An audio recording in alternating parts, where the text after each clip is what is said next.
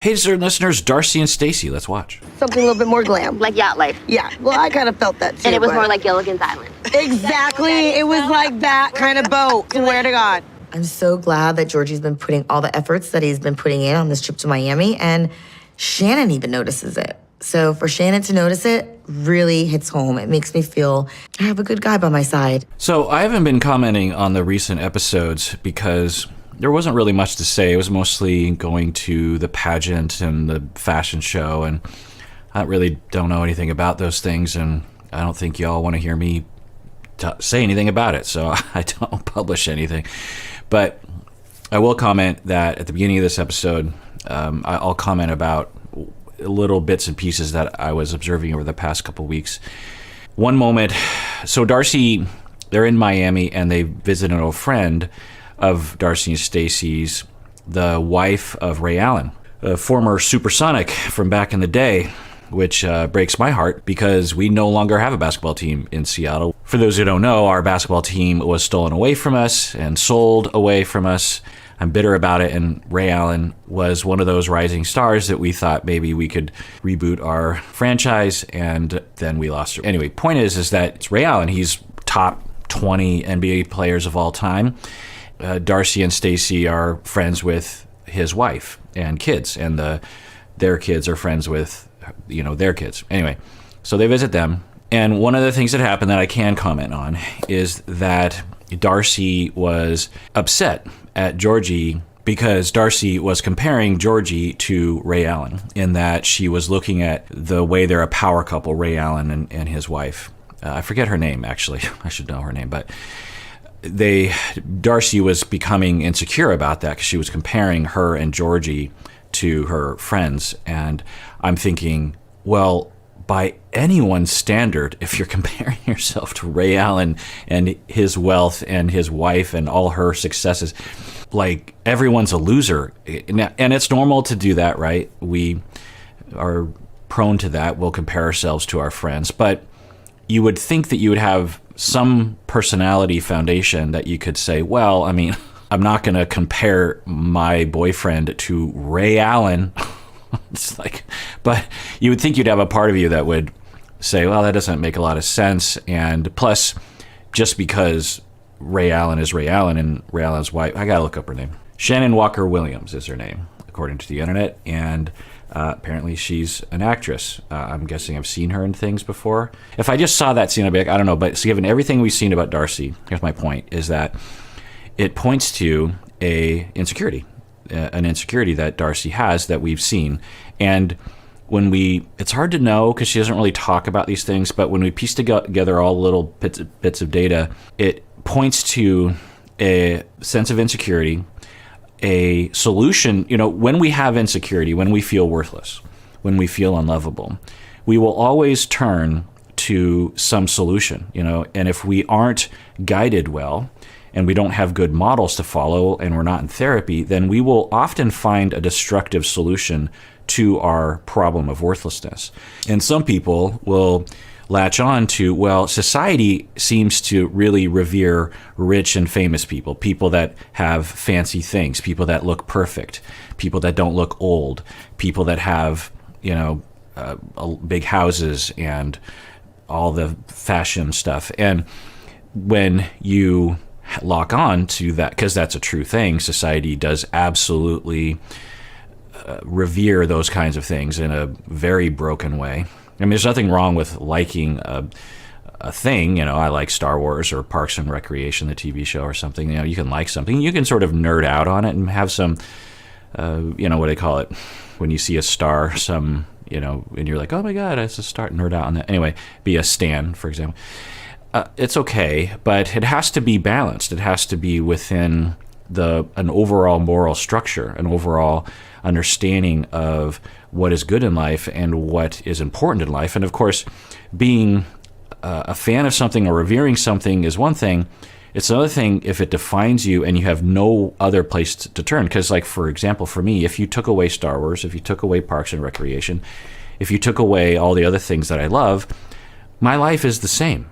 I have my family, my friends, and my work, and my clients, and my students, and my coworkers, and I have these things and they have nothing to do with, even if I didn't have any money, if I lost my job, if I lost my income, I still have what's important in life. And you would hope that you would have something along those lines. Now, a bit of privilege, of course, that I have regarding that, because support system has enough money to support me. If you're raised in a way, or you've been abused in a way, or bullied as they were, and you just feel this foundation of worthlessness, then you're grasping at things. And then when you see someone that's more successful, you're like, comparatively, I'm a loser, and Georgie's really a loser because he doesn't work, and he's not Ray Allen, he's not rolling in money, and he's not super successful. People don't revere him. And then she starts to feel bad, but doesn't have any self. When I talk about the self, when people talk about the self, one of the aspects is the ability to say, okay, I'm getting some messages right now that I'm a worthless person, whether it's internal or external. But I know that I'm not worthless. I know that I have value. I know that I'm good enough, and I have some flaws, but I have some good qualities, and I know that about myself. And often that's developed through relationships that treat you as such. You don't just convince yourself that you're worthwhile. It's a way of being treated. So when you don't have a self that you can fall back on, then you're just defining yourself by what you believe other people are defining you by. And you could be distorted about that, because I doubt anyone judges Darcey for having a boyfriend that's having I don't think anyone thinks about Georgie's employment. I don't think anyone necessarily cares, but I think Darcey feels at times very insecure about that. So then her solution was to go after Georgie. She confronts Georgie. I can't remember exactly what she was saying, but the gist was, why can't you be more like Ray Allen? And it'd be okay for her, it'd be totally fine for a couple to sit down and say, let's talk about finances, because you haven't been earning any money basically since we've been dating. And I know that the pandemic has happened, and maybe you're not super enthusiastic about being a massage therapist, but let's talk about a plan here, because I don't want to be the only one earning money. It doesn't feel good to me. Plus, like, what if I can't earn money? It'd be good if we could spread that around. Absolutely have that conversation. It could be a tough conversation, but you could have the conversation, but not. Instead, what Darcey does, she goes to Georgie and says, essentially, why can't you be more like Ray Allen? And Georgie's like, what? You're comparing me to an NBA star? Like, that doesn't feel good. And then if you're Georgie, but I think Georgie does have a self that he can fall back on, so he doesn't crumble. Imagine if Georgie had said something like that to Darcey. Imagine if Georgie said, why can't you be more like Shannon Walker Williams? Can you imagine what Darcey would do in a situation like that? But Georgie, since he has a self, he's like, well, that doesn't feel good, but I'm doing the best I can. I think is his attitude. It's hard to know with Georgie, though, because sometimes I think he shuts down under emotional distress. He might actually be suffering quite a bit. But my impression is that he's more differentiated than that. Anyway, so there was that scene. It didn't seem to be focused on too much, but I think that's going through Darcey's mind. The other thing I'll say about Georgie's employment is, I imagine for a lot of massage therapists, particularly in areas where they're respecting the science, that your business would be pretty tough. I've gone to massage therapists at times, but I have not gone during the pandemic, because I'm like, why would I take the chance? I mean, being in a small enclosed semi-airtight room. And now maybe massage therapists out there will say, no, don't ruin us. I have air filters, and I always test myself, and I know people are doing that. I mean, my wife actually owns she's part owner of a spa in New York City called Daphne. If you want to go there, it's in Manhattan. And they have massage therapists there that are employed. Anyway, my point is, so I'm not against massage therapy. I'm pro. So I just wonder for Georgie, and for himself too, just thinking like being in a small enclosed space, particularly when there's waves that are happening of the various different variants of the virus. Anyway, I don't know his situation, but my impression is that he was monetarily doing okay, well enough, up until the time he met Darcey. So it's not like he was without money and without a job and without a career and without responsibility. My impression, and this is a lot of speculation, is that when Darcey and Georgie met, that there were conversations, either subtle or very explicit, that Darcey was like, I need you to come into my life for a variety of reasons. I have kids.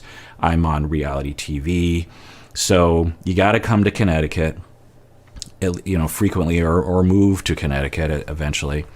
I need you to kind of put your life, I need you to be on my schedule because of the TV show and my fashion and my kids. There's a lot of, my life is kind of set, and I need you to be, I can't adjust to you. You have to adjust to me.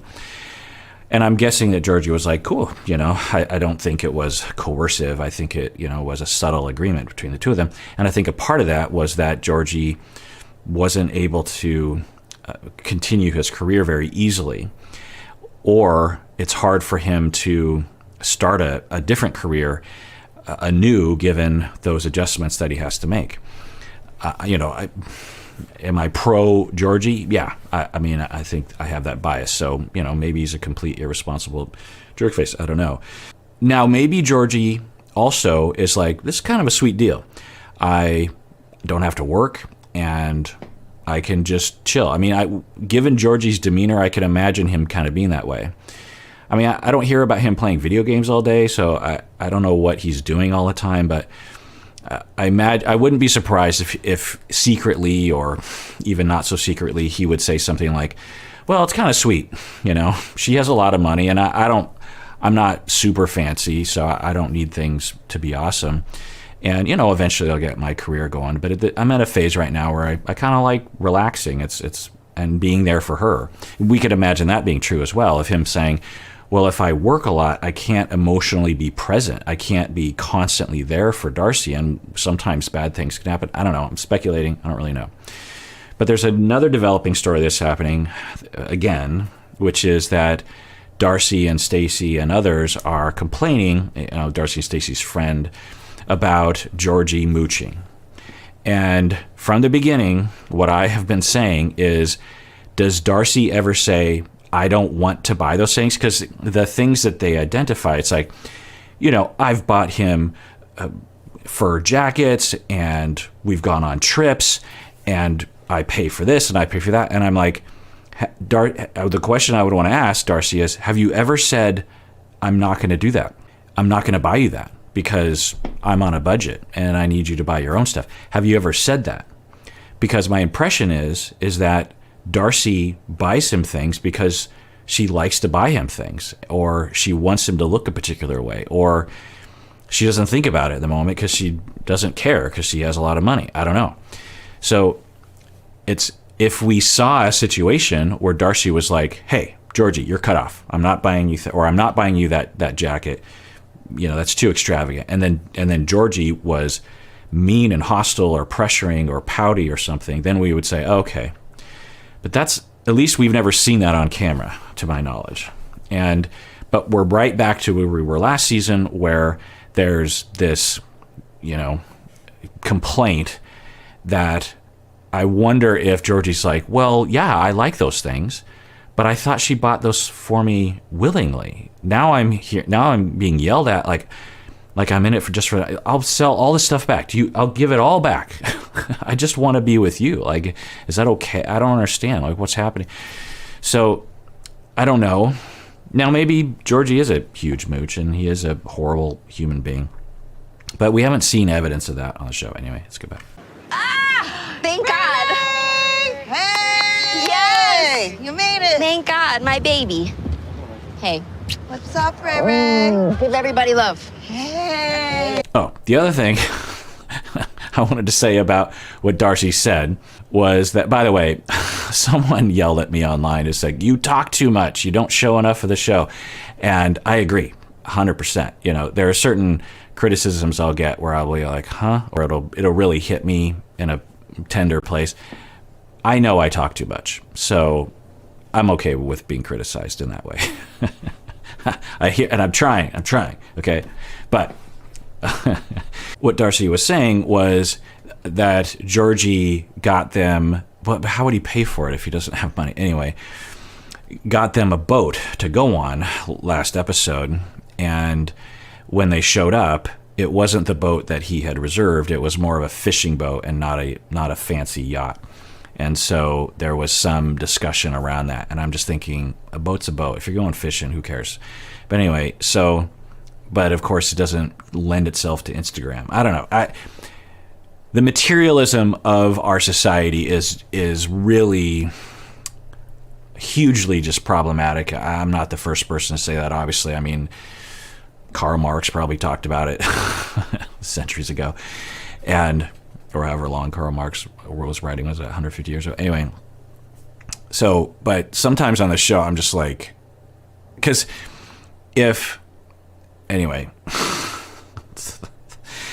insecurity, what are you going to do? Defining yourself by Instagram, it's not new, it's not strange, it's pretty normal, but it's not a happiness generating lifestyle. I'll just put it that way. Okay. So they get on the boat and they make do. And then afterwards they're telling Shannon Walker Williams, Ray Allen's wife, that they went on this boat. And Shannon has from the beginning been really kind and been very supportive. You know, you always wonder, like, oh, is Shannon Walker Williams going to be too cool for school? But she's definitely not. She's definitely like super supportive and nice, and she seems to have a lot of compassion and a lot of love to give, really. Really down-to-earth person seeming. And so was positive about, oh, that's great that Georgie did that. That's really wonderful, you know, because Georgie's like, yeah, you know, it was fun. I wanted memories and family and that kind of stuff. And then instead of Darcey hearing that from Georgie and going, oh, that's really touching, her friend, Shannon Walker Williams, who she looks up to because Shannon has it all, says something positive about Georgie. And then Darcey says, oh, so it is a positive thing. Do you see what I'm getting at here? I hope you see what I'm getting at, that for Darcey, she needs someone that she thinks has the markers of someone that you listen to, someone with that prestige, someone with power, someone with riches, that if they say it, then it's real. But if Georgie says it, or if it emerges in her, then it's not real. And that's, again, a lack of connection with self and a solution to the insecurity by defining yourself through prestige. And we can look back to, particularly when she was dating Tom, that when Tom was providing this image of fancy London, Europe, richy rich stuff, then she was all gushing with love and, oh, this is so, thank you so much, you know, just, you're the best, I want to be with you. And then when things became more of a reality and Tom was a jerk face, then it all came crashing down.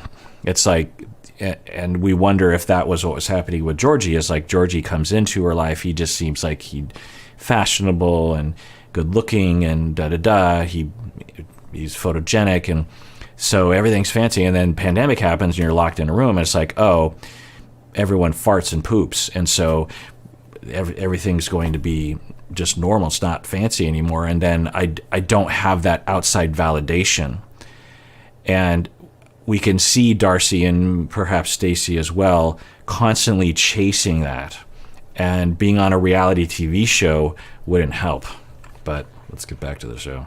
Rocky road, rocky relationship, and, you know, I thought it was completely done, but we're, you know, working things out. You know, it's interesting because I haven't spent a lot of time around them, just a few days, but I actually see some similarities between Georgie and your ex-husband. Sure. I mean, they're both Eastern European. Eastern European. All right, we don't usually hear about Darcey's ex, so we're learning, or maybe I already knew this, that he was, maybe I didn't know that, Eastern European. I mean, I did see snippets of her ex-husband because someone sent, or I think it's still on YouTube, a reality TV show that I believe Darcey and Stacey's father was backing, that they were trying to get off the ground. They made a pilot. I think you can view it on YouTube, and it's them like 10 or 12 years ago, and they're still married, both Stacey and Darcey, and their kids are younger. And one of the husbands was wanting to be a hip hop star. Watch the video. A little bit younger. My ex-husband had the long hair. Ponytail. Gymnast, bodybuilder. Same kind of height, build. Do you think that there's the chance that what didn't work out in your first marriage is any of this same thing that it... I mean, it's a viable question from a friend, but, you know, visual cues and what country you're from doesn't have anything to do with personality. So what I would want to know is there anything similar between their personalities? The question that I would hope they would ask is, well, let's not look at the common denominator of Eastern European and, you know, muscly and that kind of thing. Let's look at Darcey. I mean, Darcey is the common denominator in all these relationships. And so I just keep waiting, you know, because I care about Darcey. I've been watching, I care about everyone, but you know, you feel like you know someone's a parasocial relationship. She doesn't know me, but I feel like I know her. And if Karen, it's like, in order to grow, in order to have success, you got to look at yourself, regardless of what you're doing. You got to be able to look at yourself in a humble way and say, like, I must be part of the equation, or I wonder how I'm a part of the equation. I just don't see any of that. And if there's none of that, then I don't see any. I just can't see how it's going to work. It was like a fairy tale. In the beginning of the relationship, we talked about our dreams, our goals, our aspirations, and he did some, but lacked a lot of it when it really mattered. Lacked the motivation at times financially to get ahead. What I'm realizing... Okay, was he the hip hop star? I don't remember, but I can't remember. It was Darcey's... No, I think it was Darcey's husband who was the hip hop star. I don't want to start rumors, but... So, a lot of speculation here, but given Darcey's... You know, we've seen her date 3 different guys, and so we could imagine that she meets him. She has an association with Europe or Eastern Europe that seems glamorous, maybe, or there's some association with that part of the world, I think, that appeals to her, some kind of, or maybe a cultural aspect of men from that area. You know, people have a type, and that's fine.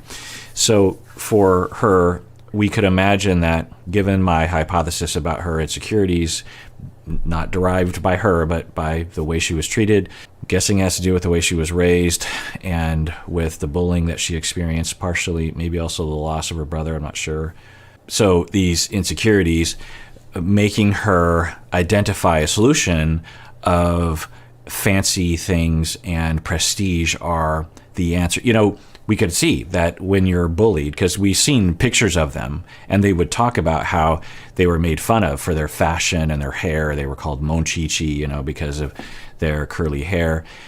And I think they moved around a lot, so it was hard for them to bond. I don't know if that's true, but anyway. So we could imagine that they internalize, they feel bad about themselves. There's something wrong with us. Well, what's wrong is that we're not like the cool kids. Well, when you become an adult, the cool kids are the Ray Allens of the world, right? And the fancy people and the people who are famous. And so they set out to become the cool kids. And they dress in the right things, and they change their bodies and their hair and the way they look, the way they talk. I'm guessing that people who grew up with them would not recognize them as adults because of the way that they are, the way that they look and all that stuff. Anyway, so then you meet someone that in your mind represents a cool kid, or the sort of husband a cool kid would have, you know, Europe, or I don't know. And again, I'm saying it in a shallow way. I don't doubt that Darcey fell in love. I don't doubt that. I'm sure it was a real relationship. I'm sure it was an attached relationship. I'm sure it would be very weird if they didn't love each other and didn't have a lot of compatibilities as well. But we could imagine that a part of it was what it meant, right? And the path, that the journey she's on to reinvent herself, to constantly run from the bullied 13-year-old that, you know, her and Stacey are always trying to run from. Then and he who knows, but I wouldn't be surprised if he was a lot of talk and not a lot of action. You know, the sort of guy who has all these schemes. When you're young, you're in your early 20s, mid-20s, you're like, you have all this ambition and all these promises and all these positive prognoses and everything, and then you marry someone that you're like, oh my God, this is my Ray Allen, the hip hop star that's gonna be, and then reality sets in, and you're like, oh, he's just a guy with a bunch of dreams with no talent. and then the conflict starts, similar to with Tom, similar to with Georgie, of, oh, I thought he was glamorous, but he's just a loser. He's just like me, and I don't want to be with me. This is subconscious, right?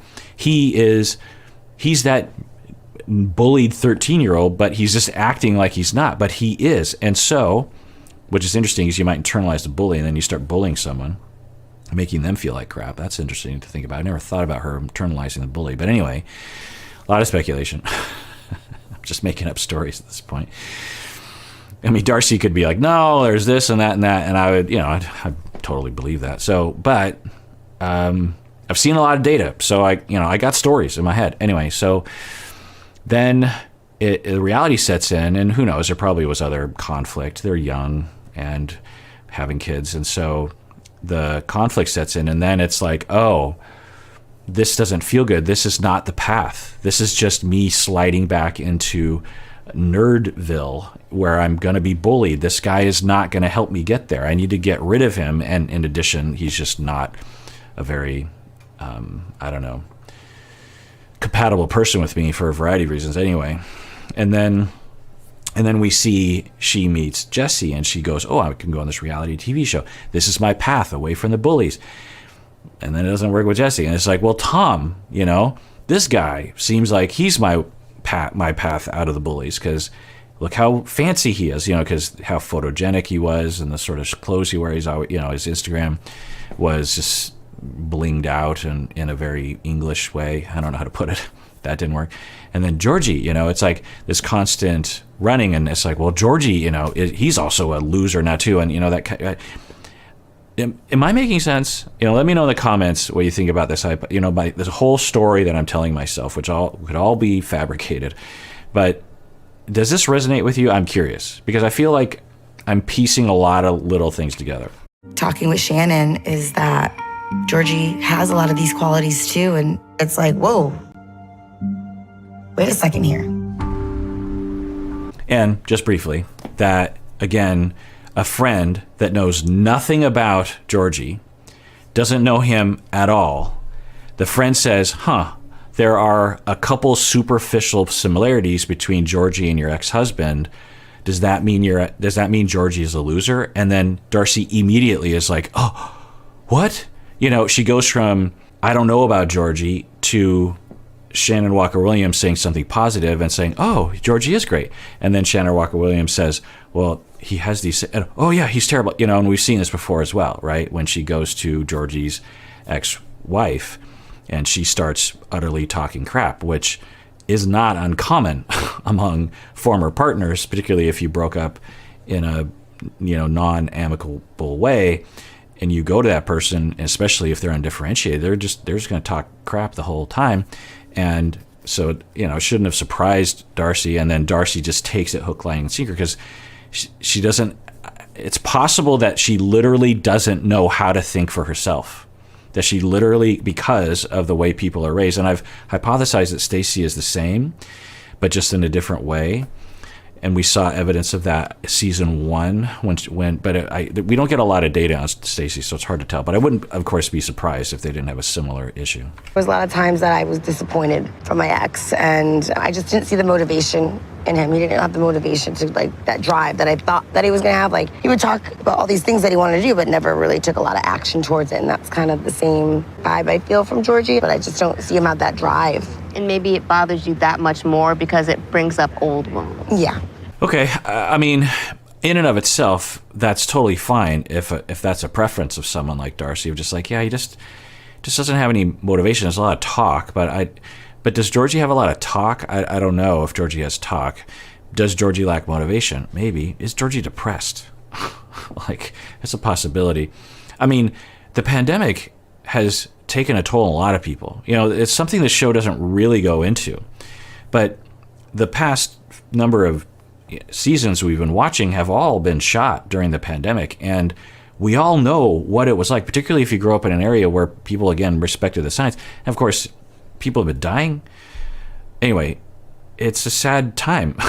And if you're Georgie, you could imagine it being pretty sad, pretty demoralizing in a variety of ways anyway.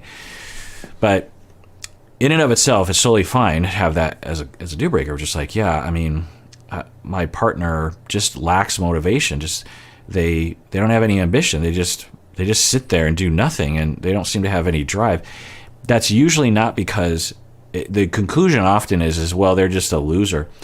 95% of the time, it's because there's some barrier. People want to be productive. People want to be successful. This is what the right will always say about people on welfare. It's like, they're just trying to get away from it. They're just trying to get away with mooching off the government.